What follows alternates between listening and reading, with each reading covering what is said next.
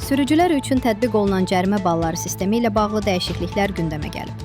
Yol hərəkəti qaydalarının pozulmasına görə hesablanan cərimə ballarının mövcud mexanizminin yenidən nəzərdən keçirilməsi istiqamətində müzakirələr aparılır. Xüsusilə də sürücülük hüququnun məhdudlaşdırılmasına səbəb olan 20 ballıq həddin artırılıb-artırılmayacağı ictimai maraq doğuran məsələlərdən biridir.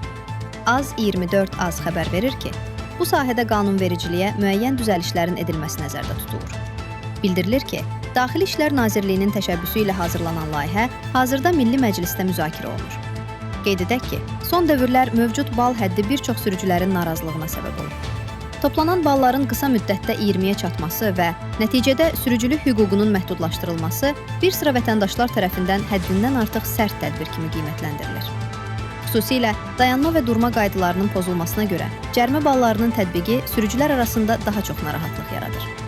Səkiyə çıxma, piyada keçidinə və ya yol ayrıcına yaxın məsafədə dayanma, avtobus zolağından istifadə, eləcə də ikinci cərgədə parklanma halları həm pul cəriməsi, həm də əlavə cərimə ilə nəticələnir.